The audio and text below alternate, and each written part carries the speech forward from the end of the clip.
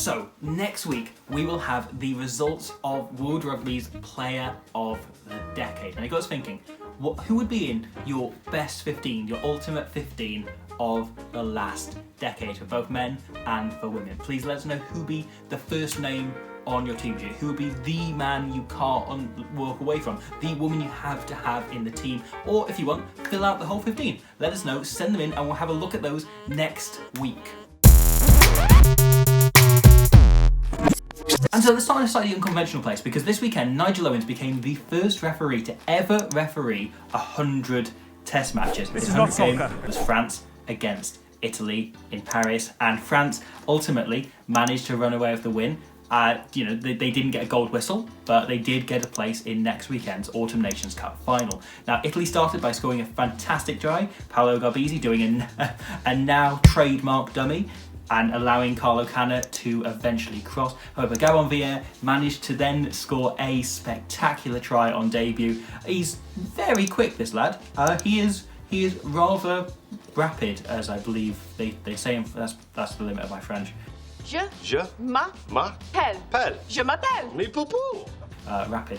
Elsewhere in the Autumn Nations Cup, Georgia scored their first points and their first try, with Georgi Kavaladze scoring a proper stunner. This is the try of the weekend by some margin. Fantastic score from 50 metres. Again, throwing quite a dummy. You'd have thought Jacob Stockdale would have spent all the money he had on that dummy from Garbisi a few weeks ago. And yet, here he is buying yet another from Kavaladze. However, they couldn't stop Ireland from running away in the end. However, Georgia have shown an improvement game on game and managed to hold it to quite a tight margin, less than 2 tries, 12 points. And finally, in the Autumn Nations Cup, Wales took on England in Llanelli. And whilst England did come out champions, Wales put in a much improved performance, Johnny Williams scoring the first try of the game, before Henry Slade and then Mako Vinopola managed to squeeze over to score for England, and Owen Farrell could just close it out with a couple of penalties. It was a nervy game. It was a game on the edge pretty much throughout. However, England just showed the kind of control they've demonstrated the whole way through. Something similar to what the All Blacks managed to do against Argentina. Having lost to them and then had a week off in between to prepare and fume, they came out the blocks and managed to put them away. Dane Cole scored early on, but Argentina remained just about in it. They were kind of keeping themselves in or thereabouts, even though they couldn't quite score any points, they couldn't quite put themselves on the board. Then Ardie Savea scored, and it kind of began. And then Will Jordan came on and scored 2 interception tries in about a minute, and that sewed things up. The All Blacks running away with it 39-0. This was the second weekend of the Premiership. Newcastle kicked things off by winning, beating Sale in the last minute with a last minute try in the corner by Toby Flood. Turning back the years, Mickey Young and Toby Flood combining to score in the corner and beat the Sale Sharks. Brilliant ending to a game. And London Irish managed to win in the kind of potentially likely favourites to get relegated scrap off against Leicester Tigers. Both of them won last weekend, and London Irish able to keep it up and win this weekend. Elsewhere in the Premiership, though, the try of the weekend, and possibly we're going to be talking about it come the end of the season, was Tom O'Flaherty volleying the ball and then managing to sprint half the length of the pitch to regather and dive over the try line. I think Kevin Lads has got some competition for try of the week, and it was the first weekend of the Currie Cup. Now, the Bulls pulled off a shock win despite going down to 14, and they remain just about top of the table after one weekend, ahead of the Sharks, who put in the big victory first up. Meanwhile, in the Premier 15s, Harlequins and Saracens remain top. They're just really good at winning. They just keep doing that, just keep winning. Just keep winning, just keep winning. I'm not quite sure how, but they just keep doing lots of winning. However, at the bottom end, maybe Sale Sharks' men didn't have a great weekend, but their women did, as they won their first game of the season, beating the much more fancied Worcester Warriors. And in the Pro 14, we had the Cardiff Blues slipping up at home against a Glasgow team who came back late on, with Hugh Jones scoring a great interception try to pull ahead to seal the game.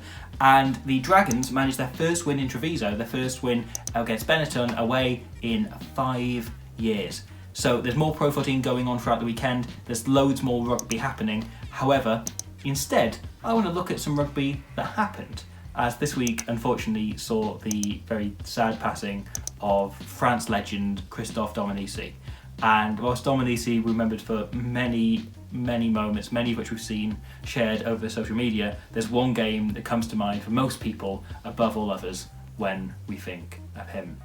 And here is my look at that game. Does it get much better? The semi-final of the 1999 Rugby World Cup produced one of the best and most famous games in the competition's history, as France caused the biggest upset the tournament had ever seen up until that point. This French team, didn't have a chance. They'd finished bottom of the Five Nations, they'd meandered their way out of the pool and lost 54-7 to the All Blacks in their last encounter earlier that year. And this was a New Zealand team who were dominating Test rugby, boasting some of the best players of that era. However, speaking of best players, this was a contest between two all-timers out on the wing. Both of them have now since been taken from us much too young. This was, in the 11 jerseys, Jonah Lomu versus Christophe Dominici, and both were able to shine. Dominici got to serve first. This carving incredible run right through the Kiwi defence saw him stop just short, but France could spread it to fellow Christophe, La Maison, to score, and then Jonah got his turn. Lomu received the ball in space, and France almost instantly knew it was going to be 5 points. They were done. Jonah just did some Jonah things and New Zealand pulled ahead. However, 2 drop goals by La Maison, becoming the first player to ever score a full house against the All Blacks, kept France in it before Dominici's moment of sheer glory. The thing he's best remembered for is a perfect bounce, but it's an even better chase. It's an incredible show of pace, and Domi showed spellbinding speed to put France into the lead before La Maison popped up again to create the try that took it beyond a doubt. This was the biggest upset the Rugby World Cup had ever seen up until this point, and it really, really doesn't get much better than this. So last week, after Jordan Clark couldn't quite ground the ball for what would have been a spectacular finish, got us thinking, what were the best moments that could have been? The best moments that didn't quite come off? So we have here the disallowed French try in this year's Six Nations between Wales and France. That was so good. That was such a good try. Paul Willems has scored shortly afterwards, so they kind of got the points for it, but they should have just allowed that score. That's a really good shout by Benjamin. England almost beating Wales in the pool stage of 2015. I don't think that happened. I think that was a comprehensive win for Wales. Oliver Forbes says, as a Scotland supporter, which is a good start to the sentence because he has so many options for things that could have been for Scotland. He says the England game from last year, the comeback that ended up as a draw in the end, but man, you could have had a few moments. Blankface says Curly Beale's almost try against Wales. That was great. That moment when he was just put into touch by Lee Halfpenny right at the end and he didn't quite score it. Who can forget that didn't happen? Lee Halfpenny again. The kick in 2011 that he couldn't quite nail. Sam Underhill, Isaac brings up, beating Bowden, who was fantastic this weekend, Sam Underhill, beating Bowden Barrett, only for Courtney Mills to be called back as offside, meaning England didn't beat the All Blacks in 2018. That comes up again from Kyle. Tim, Scotland almost beating the Wallabies in 2015 to make a World Cup semi-final. Eduardo says Reece Hodges' penalty from earlier this year that hit the post in the last minute. Ulster almost beating Saracens in the Champions Cup quarter-final in 2014 despite being down to 14 men. Says Barry. We have Nonu against France when he dropped it. Stuart Hogg hitting the crossbar for extra Chiefs, that one that rebounded about 30 metres back off the post. Nico Matawalu's almost great try against Fiji in the opener in 2015, says Benjamin.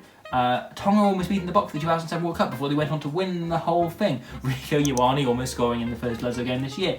Paul Rowland, here's a great one. Mark Jones' almost try against France in 2008. If anyone hasn't seen this, have a look.